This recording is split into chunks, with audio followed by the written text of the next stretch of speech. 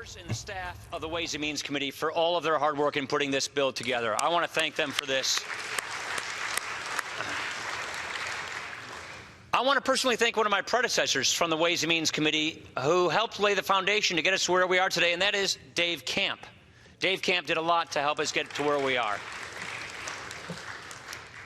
I want to, most of all, commend and express my profound admiration to the architect of this measure, Chairman Kevin Brady.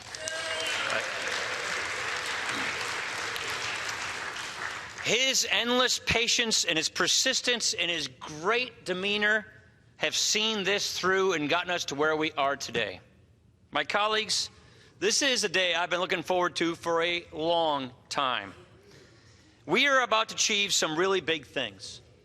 Things that the cynics have scoffed at for years, decades even. Ideas that have been worked on for so long to help hardworking Americans who have been left behind for too long. Today, we are giving the people of this country their money back. This is their money after all. Mr. Chairman, or Speaker, the House is not in order. The chair notes a contravention of the law and against the rules of the House. The Sergeant-at-Arms will identify the person or persons responsible and have them escorted from the House chamber before proceedings will resume. All right, so what we're watching there, Sergeant of Arms has been called in to handle a heckler in the gallery. And so now, as soon as the Speaker resumes his speech, we'll go back. He's taken to the House floor just before they're set to vote, historically, on tax reform. So as this is played out, you see him smiling there, waiting for the Sergeant of Arms to clear the way here. Patrick Griffin is alongside. You said this happens sometimes. Yeah, another satisfied customer, Harris, as we like to say. Oh, my goodness. It does happen sometimes. Yeah. All right. So as we watch this play out, let's dip back in and see what's happening. Nope, we're not ready to talk yet. So, you know, as things go, when you're about to make history, sometimes people have an exception to that, and hecklers step in. Here we go. The House Speaker resumes. As I was saying, Mr. Speaker, today we're giving the people their money back. The bottom line here is the typical family making the median income in America will get a $2,059 tax cut next year alone. What this is real relief for families who are living out their paycheck to paycheck, struggling to make ends meet.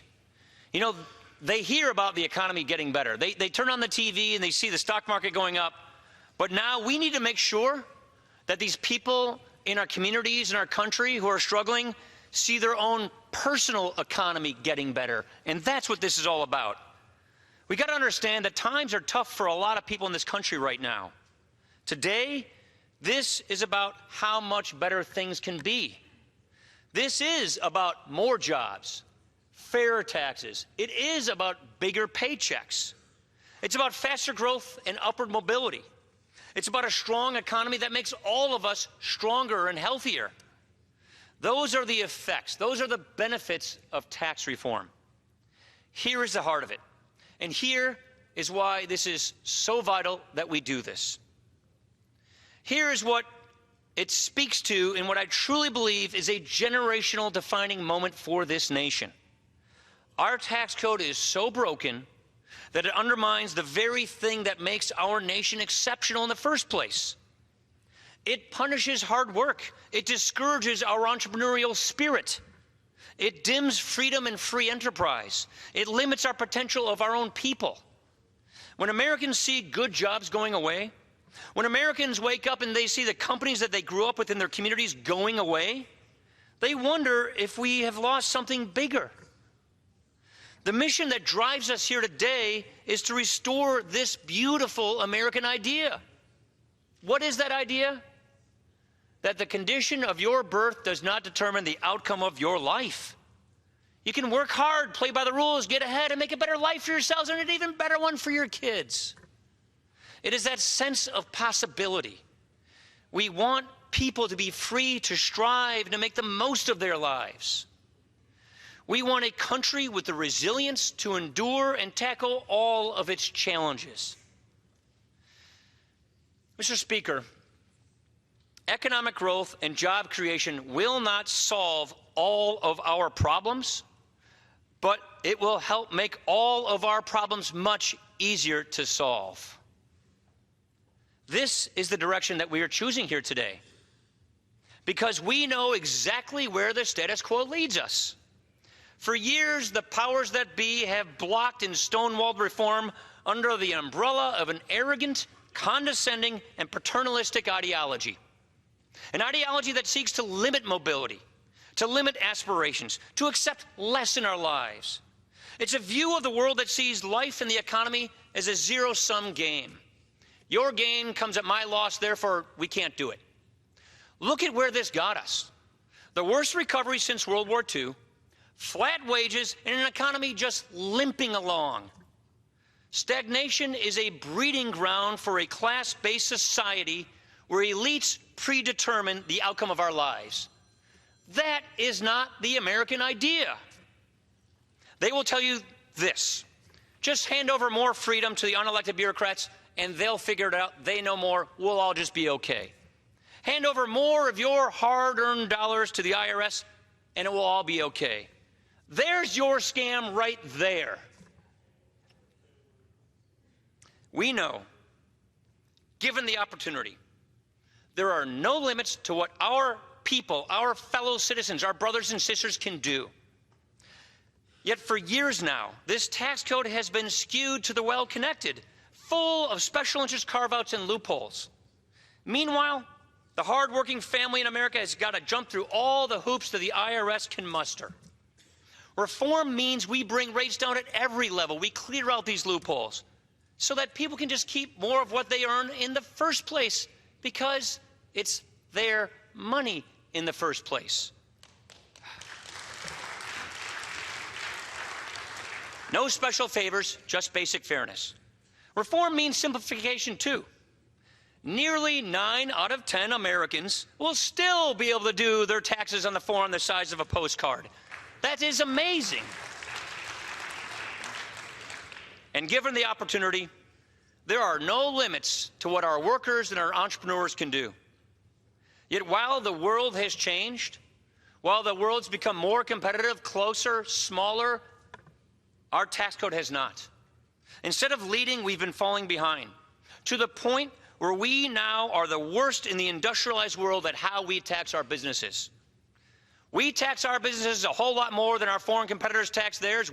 They win, we lose. That's not fair. It is basically open season for our competitors to come in and take our jobs overseas under the current tax code. Reform means we go from the back of the pack to the front of the pack.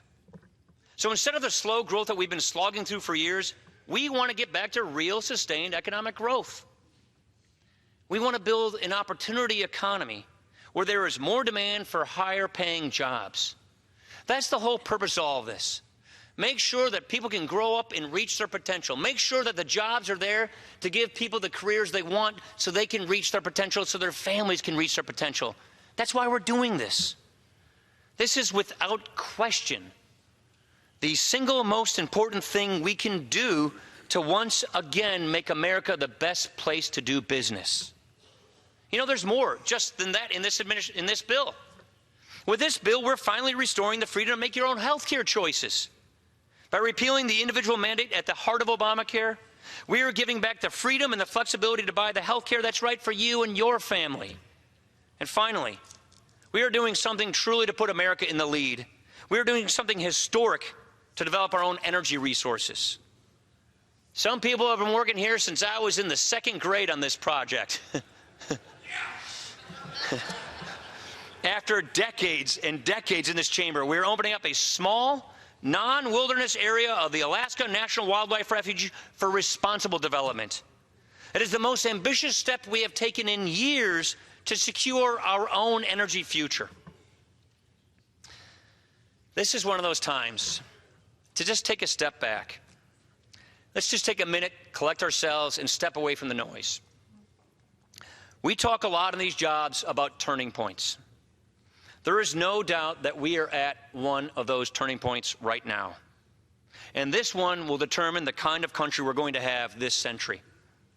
But too often we have seen before how doubt creeps in, how the tyranny of short-term thinking takes over, and history fails to turn. There is, after all, a reason that this has not been done in 31 years.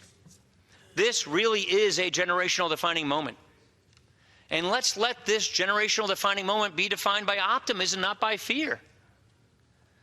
By the rising aspirations of our people and not the doom and gloom of managed decline that we have become too familiar with. This is our chance. This is our moment. Let's turn at this turning point. Let's reclaim the principles that have guided us for generations.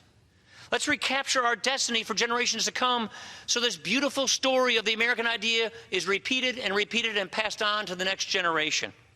A nation more united, more confident, more prosperous, and, Mr. Speaker, more free. Pass this bill. I yield.